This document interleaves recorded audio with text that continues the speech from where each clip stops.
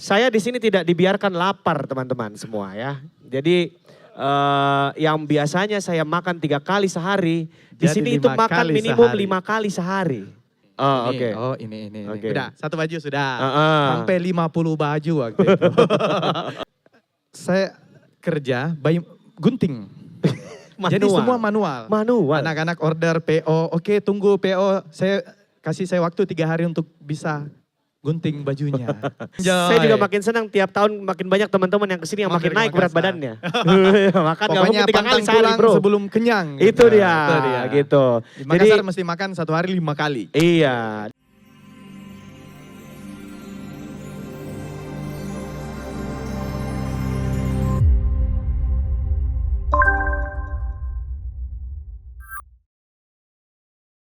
Oke, ya kita kembali lagi di Cerita Lari Podcast masih bersama gue Yano sebagai host kalian dan episode yang kali ini menjadi sesi penutup podcast untuk hari Jumat. Anyway, besok kita masih akan ada lagi podcast di Race Expo, di Race Village Makassar, Telkomsel Makassar Half Marathon 2026.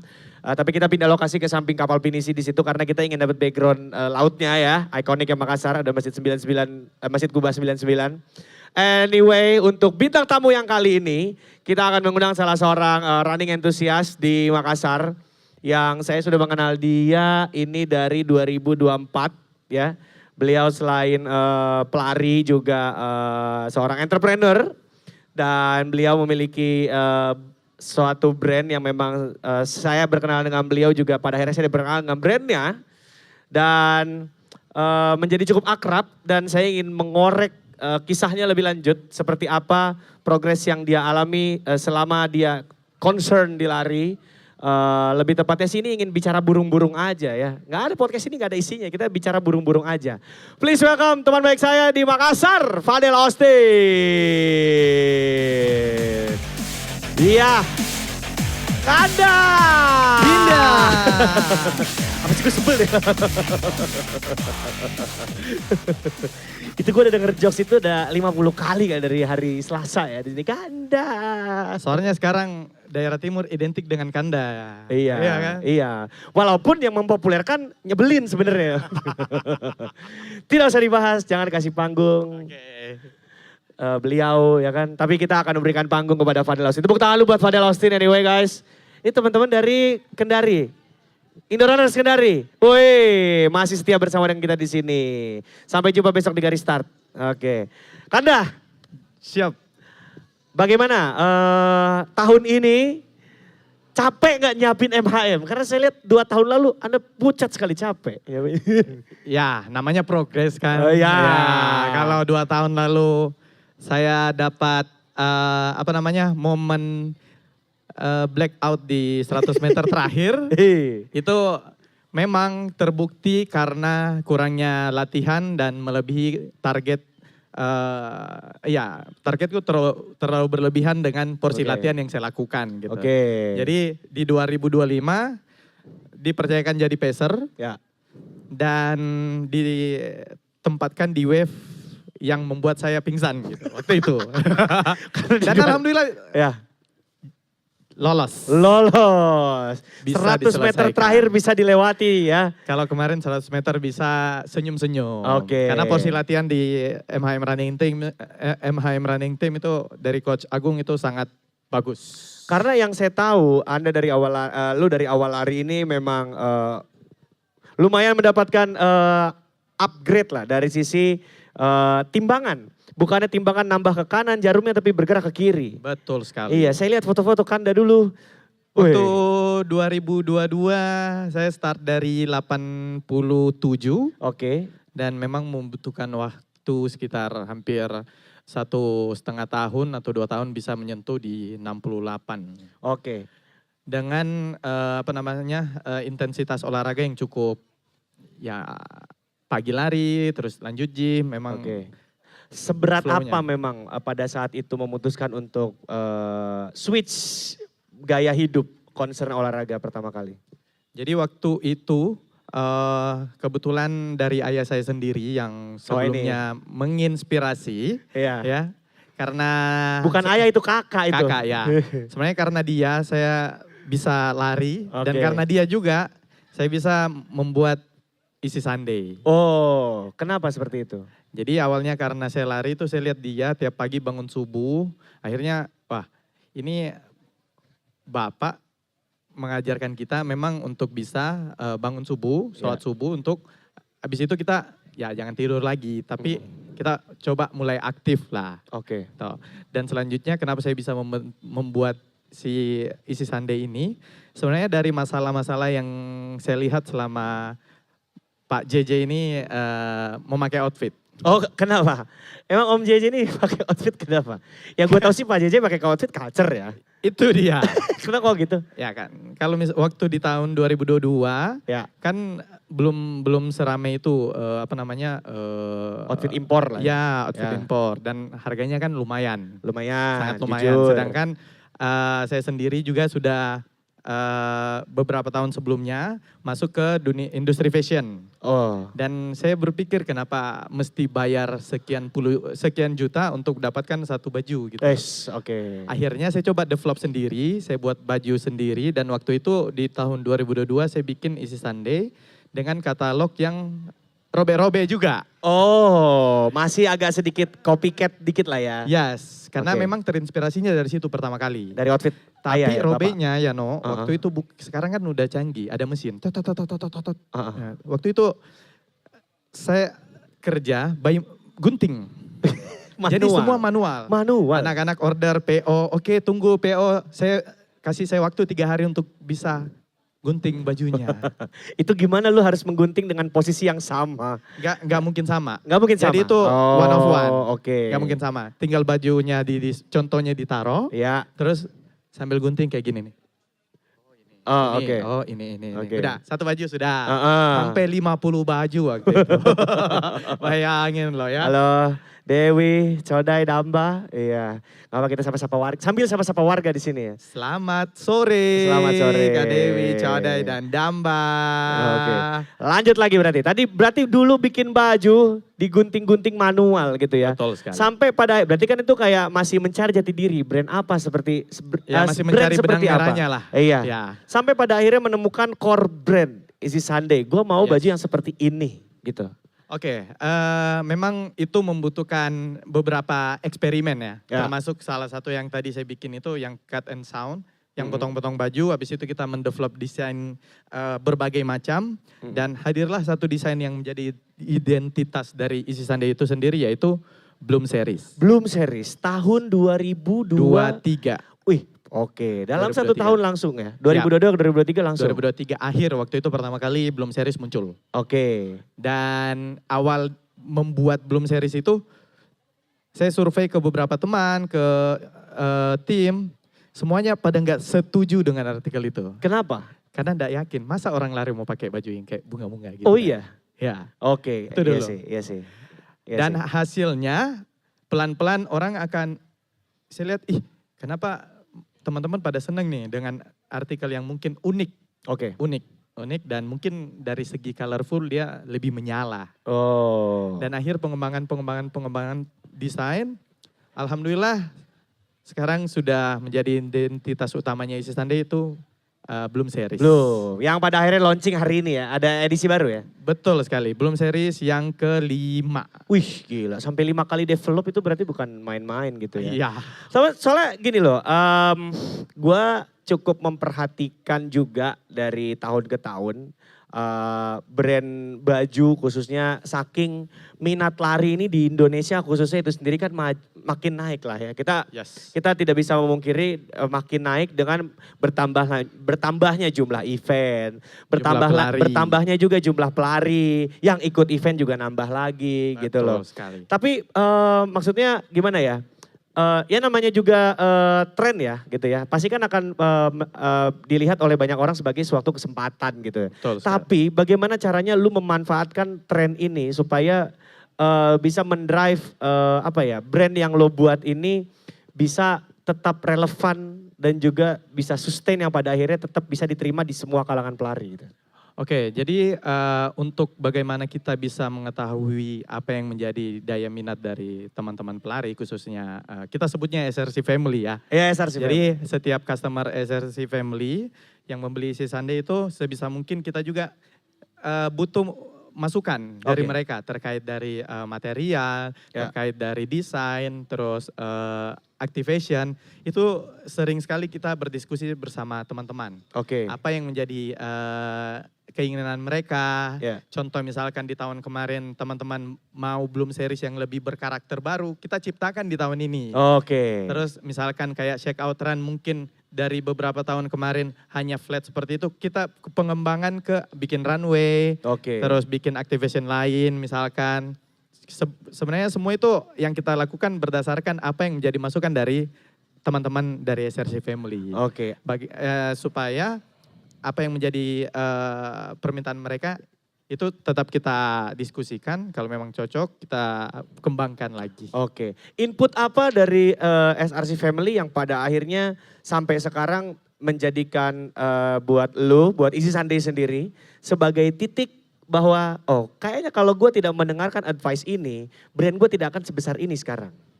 Masih ingat enggak? Masukan apa yang lo pernah dengar dari teman-teman di kiri, di kanan, teman-teman di Makassar atau di luar Makassar? Oke. Oke. Ada momentum apa? Ada momentum di mana waktu pertama kali Easy Sunday kita hanya berfokus pada lengan pendek saja. Oke. Tapi hasil diskusi sama beberapa teman-teman dan khususnya masukan dari ibu sendiri. Coba oke. kamu bikin long sleeve gitu. Oke. Long sleeve terus yang cuttingannya lebih ke lebih slim. Ya. Terus kamu tetap bikin juga yang lebih regular dan sampai hari ini kita bikin dua-duanya alhamdulillah itu jalan terus. Oh.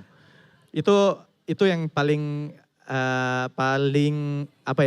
paling menemukan masukan dari teman-teman, itu yang paling menemukan pasarnya. Oh, sehingga pada akhirnya brand Easy Sunday ini bajunya itu bisa dipakai pelari semua kalangan lah. Semua kalangan, Semua betul. kalangan, semua apa ya istilahnya ya, semua background. All round. Dan All semua round. karakter ya, karena kan gak semua orang ini punya karakter make jersey-nya itu yang sama. Betul. Oke. Makanya kita ciptakan kalau dari Easy Sunday itu sendiri, khusus di MHM ini kita launching ada 3 campaign secara langsung. Ya. Yang pertama itu Bloom Series, Oke. yang dimana memang dari tahun kemarin itu sudah banyak sekali permintaan dari teman-teman untuk mengeluarkan warna-warna baru dan desain baru dari Bloom Series. Oke. Oke, kita tunggu sampai di momen yang oke. Contohnya seperti Makassar Half Marathon, kita launching 4 warna baru. Dan alhamdulillah diterima sama teman-teman SRC Family. Iya. Satu. Dan yang kedua kita buat eksklusif official merchandise. Ya. Jadi teman-teman yang mungkin sebelumnya tidak memakai Bloom Series, Oke. memiliki opsi untuk memakai Sunday dengan karakter desain yang berbeda. Oke. Dan yang ketiga, kita berkolaborasi bersama teman-teman komunitas. Contoh seperti Sunday Sekte. Itu untuk merangkul teman-teman yang mau lebih memiliki produk eksklusif dari isi Sunday itu sendiri. Oke. Dengan kuantiti yang sangat-sangat terbatas. Ada kebanggaan sendiri kalau pakai limited edition ya. Jadi 3 campaign itu yang kita hadirkan di MHM dan syukur alhamdulillah teman-teman dari setiap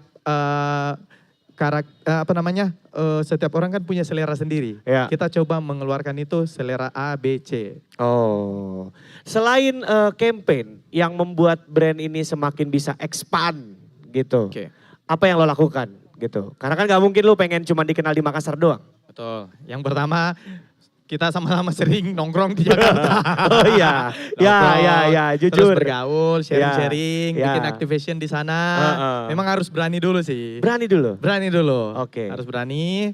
Contoh kayak kemarin pertama kali kita menjadi official merchandise di salah satu pulau Jawa di event di Jogja waktu itu. Oke.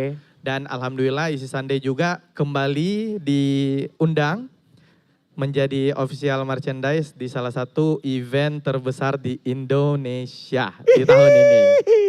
Di mana? Di mana? Di Jakarta. Jadi ini clue buat teman-teman yang dengar ada di sini. Ya.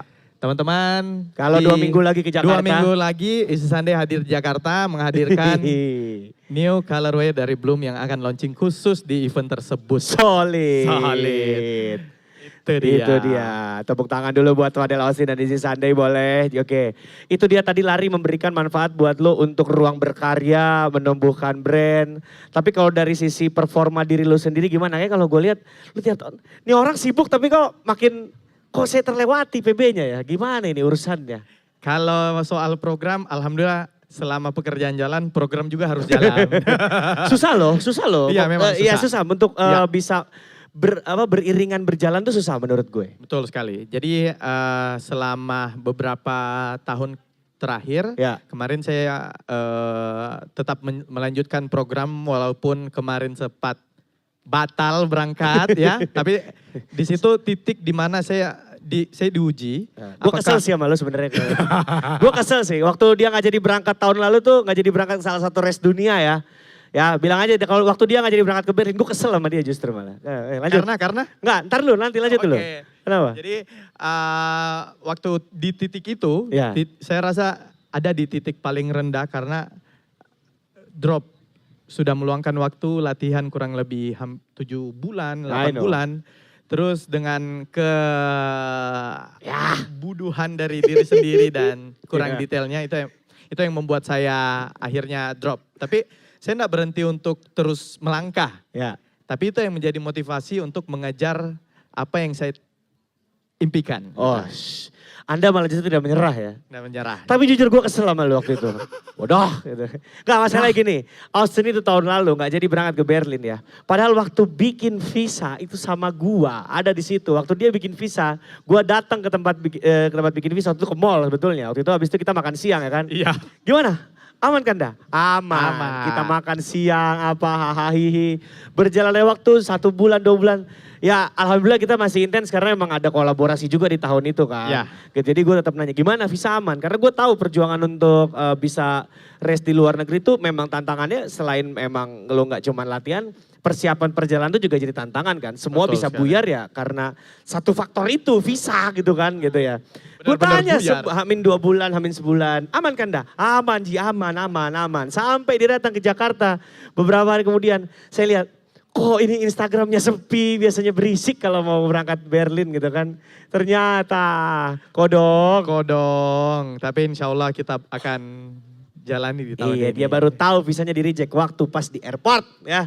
Emang itu kesalahan lu. Makanya saya bilang, bodoh. Tapi biar bagaimanapun gue cukup senang melihat progres itu. Malah justru gue jealous ya, maksudnya kita bisa melihat semua bisa berjalan beriringan gitu ya. Waktu yang bisa lu sangat manage gitu. Tapi adakah lu menemukan kesulitan pada masa-masa itu gitu? Kesulitan apa yang lo lihat ini menjadi penghalang gue sampai saat ini supaya gue bisa terus lebih baik ke depannya gitu. Ada kesulitan gak sih? Karena buat lo orangnya happy-happy aja. Alhamdulillah memang bawaannya gimana ya, kerja PR, ya memang mau kerja PR. Ada mungkin dari beberapa orang yang melihat kadang ya PR ini waduh kadang bikin drop ya. Tapi alhamdulillah sampai hari ini memang nyari. Coach ada nggak nih minggu depan apa lagi PR-nya? Malah Anda nyari kesulitan. Nyari PR-nya gitu. Jadi itu menjadi motivasi untuk saya bisa terus konsisten lari. Sudah berapa tahun berarti konsen lari? 2022. Oke. Let's say di 2032 lah, 10 tahun dari sekarang gitu. Achievement apa yang lo inginkan di lari? Boston. Raja terakhir. Iya, oke. Kalau bicara soal pengen ke Boston, caranya kan banyak nih. Gitu. Lo mau ke Boston jalur charity atau jalur kualifikasi? Kalau 10 tahun kemudian berarti umurku 40. Otomatis dari target maratonnya udah harus 3 jam. 3 jam sekian, 3 jam kecil lah. Ya 3 jam 5 menit kalau nggak salah dari itunya. Harapannya sih bisa. Harapannya bisa. Tapi kalau enggak ya 10 tahun nabung bisa lah. Kita lihat hanya tekad dan komitmen yang bisa menjawab hal itu dalam 10 tahun ke depan. Kalau itu untuk diri lo sendiri, tapi kalau untuk brand yang lo bangun sekarang. Karena gue tahu ini gak mudah bangun brand gitu ya. Lo mesti, kalau gue lihat teman-teman entrepreneur ya, harus ada modal nekat memang. Harus ada modal Iya, nekat, betul. pikiran yang gila, mindset yang kadang-kadang di luar nurul gitu ya. Betul. Harus berani melawan perbedaan, Betul melawan sekali. arus. Ah. Apa harapan lo buat Easy Sunday dari bayi yang udah lo bangun dari 2022 ini? Kalau harapan sudah pasti selalu menjadi bagian dari pola hidup teman-teman yang mau olahraga sih. Oke. Itu yang menjadi tujuan utama kita. Terus Ya. yang kedua, kami berharap bisa menjadi salah satu Indonesian brand yang bisa ekspansi ke luar negeri. Gitu. Solid sekali. Harapan kami mungkin di beberapa tahun ke depan kita akan buat activation atau apa gitu di sebelah atau di mana gitu. Ya. Paling enggak bukan cuma hanya tampil di race nasional kan udah tampil nih. Harapannya di internasional. Iya, Ya. minimal Southeast Asian dulu lah jalan waktu Amin, dekat ya. amin, ya Allah, Gue siap-siap amin. support lah, saya kan loyalis. Amin.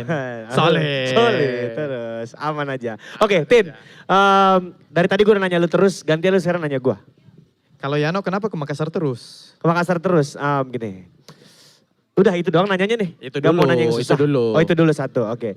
Alasan gue kenapa pada akhirnya ke Makassar terus, karena ternyata tidak ada maksud membandingkan ya. Tapi kok merasakan gimana kehangatan sambutan teman-teman yang gua kenal di Makassar ya gitu loh. Itu beda dan berkesan sekali buat gua.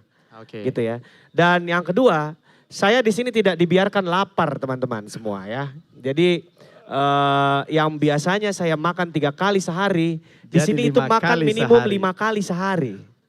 Itu yang saya rasakan di sini. Betul sekali. Iya, dan memang baru kali ke kota Makassar selama gue udah berarti kesini 6 kali lah, gue hitung-hitung ya. 6 kali. 6 kali. Cuman di kota Makassar yang saya belum pernah order makanan junk food. Saya harus selalu makan makanan otentik di sini. Otentik. Makanya kemarin waktu Idul Adha, restoran pada tutup. Saya berdoa dan jangan sampai saya putus asa mencari makanan karena restoran semuanya pada tutup, tempat makan pada tutup, saya harus makan junk food. Tapi Saya dapat berdoa. kan? Dapat. Ada masih ada yang buka. Ada, Terselamatkan berkat restoran Muda Mudi. Iya lagi. Itu dia yang bikin saya ke Makassar dan tidak disangka. Kayaknya gue kalau nggak lari tuh nggak piknik deh, nggak ngelihat gitu, mata gue nggak kebuka. Betul sama. Jadi lari itu menjadi apa ya kayak momentum di mana saya bisa liburan juga. Iya. Karena kalau misalkan mau ke salah satu kota, misalkan mau ke Semarang atau kemana, kalau tanpa tujuan selain lari kayaknya bingung gitu. Ngapain? Ngapain ya gitu. gitu Iya. kan. Cuma ke tempat Jadi- liburan, jalan-jalan, tempat turis tuh kayak gitu ya, kurang ya. Kurang gitu Karena kan. lari akhirnya Ada tujuan. ada tujuan. Dan pada akhirnya juga berkat lari ini gue bisa gue bisa bertemu dengan lebih banyak relasi, lebih banyak koneksi. Betul sekali. Dan pada akhirnya gue bersyukur tidak menjadi pribadi yang kolot. Tidak menjadi pribadi yang menyebalkan dan terlalu, enggak harus begini, enggak gitu. Oke. Jadi pada akhirnya lebih bisa Ikut, menerima perbedaan, menerima, mingle. betul. Gitu. Itu, ada mau nanya lagi satu? Makanan apa paling favorit? Oh, sudah jelas coto daeng tayang saya suka. Best. Pakai buras. Pakai buras. Pakai buras. Minimal burasnya 3. Contohnya? Hah? Contohnya? Contohnya 2 mangkok. Contohnya Nggak 2 cukup 1 mangkok. mangkok. Sama satu lagi nih. Apa? Ada gebrakan apa sih dalam waktu dekat? Oh iya ini, sekalian ini ya. Anda Sekalian, bisa kan? aja mancingnya. Oke. Jadi memang gue udah berkolaborasi sama Isani berarti dari tahun 2024. Waktu itu di Berlin gue minta custom design sama Austin. Bikin baju edisi kemeja. Karena baju lari itu kok jersey aja gitu kan. Gue bisa bikin yang kemeja. Tahun lalu pada akhirnya kita campaign untuk charity. Gue membuat artikel dua artikel baju. Alhamdulillah reaksinya sangat positif sekali. Tahun ini karena saya ada charity lagi. Jadi kurang lebih dalam bulan Agustus mau lari maraton di Bali. Tapi dikasih amanah untuk bisa fundraising, mengumpulkan dana buat anak-anak dan remaja di Aceh. Karena kita tahu beberapa bulan silam kan Aceh terkena bencana alam. Betul. Dan sampai sekarang nyatanya kita masih menemukan di media-media mainstream dan juga media-media sosial media. Kalau kondisi di sana memang masih memprihatinkan. Dan ternyata bukan hanya kondisi ekonomi dan juga kondisi sosial mereka. Tapi juga mental, karakter development, khususnya anak-anak yang mungkin trauma apa itu membutuhkan uluran tangan juga. Jadi gue dikasih kesempatan maraton gue ke 10 di Bali. Itu didedikasikan untuk anak-anak dan juga remaja di Aceh. Dan gue memilih untuk berkolaborasi lagi dengan Kandaku kita akan bikin edisi khusus baju dan teman-teman bisa pre-order. Marco sudah sampai, Dr. Jason sudah sampai, Novia sudah sampai, Bu Aci sudah sampai, Ko Sandi gak usah, udah ketemu tadi pagi ya. Kuta Soit sudah sampai, Johan sudah sampai. Udah rame ya. Isinya dia Selamat lagi datang sih teman-teman ya. di Makassar. Senang kan lo tiap tahun makin banyak teman-teman dari luar senang. kota ya? Iya, tiap tahun bertambah terus. Senang. Iya. Enjoy. Saya juga makin senang tiap tahun makin banyak teman-teman yang kesini yang makin naik berat badannya. Makan gak Pokoknya mungkin 3 kali pantang sehari pulang bro. sebelum kenyang. Itu dia, gitu. Di Makassar mesti makan 1 hari 5 kali. Iya, dan yang berikutnya nih ya, balik ke pertanyaan tadi. Kenapa gua memilih berkolaborasi dengan lu? Gampang tiktokan satset. Gak Cepat ribet. ya? Iya. Tak. Itu dia, makanya senang sekali berkolaborasi dengan Kandaku ini. Beliau terbuka dan ya doa gue semoga sukses lah ya. Amin, kita harus sukses bersama. Sama itu semuanya dia. yang ada di sini. Itu dia kenapa Makassar tidak ada lu gue tapi kita sukses bersama. Amin. Oke, Fadel Austin, closing statement dari seorang Fadel Austin untuk kota Makassar itu sendiri, bagaimana keinginan lu melalui brand yang lu bawa yang pada akhirnya udah dikenal orang sebagai brand dari Indonesia Timur. Apa harapan yang lu inginkan di kota Makassar? Semoga pastinya kita semakin bisa ekspansi ke beberapa kota selain Makassar ya. Cukupnya bisa menjangkau dari Sabang sampai Merauke, terus bisa juga join dan dipercayakan dari beberapa event gede yang ada di Indonesia. Oke. Dan semoga juga Easy Sunday terus menjadi bagian dari pola hidup dari teman-teman, pola hidup sehat. Yes. Dan pastinya harapan kita semoga bisa ekspansi ke luar negeri. Itu dia. Jadi di sana bukan hanya bagian dari lari tapi jadi bagian dari pola hidup teman-teman. Itu dia. Tepuk tangan dulu untuk Kandaku Fadel Austin Ramadan. Solid sekali, anyway karena keterbatasan waktu kita harus menutup sesi podcast kali ini ya. Siap. Kasihan sekali, terima kasih banyak Fadel Austin yang sudah merelakan tidak nonton anaknya Kitdes di sana.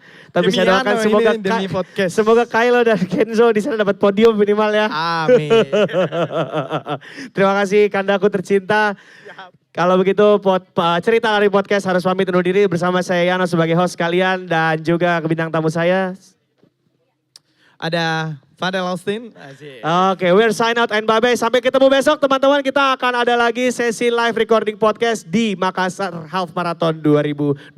We're sign out and bye-bye. Thank you so much semuanya. Sampai ketemu besok. Dan juga sampai ketemu besok pagi di garis start Telkomsel Makassar Half Marathon 2026. Thank you semuanya. Sampai jumpa besok. Oke, aman Kanda.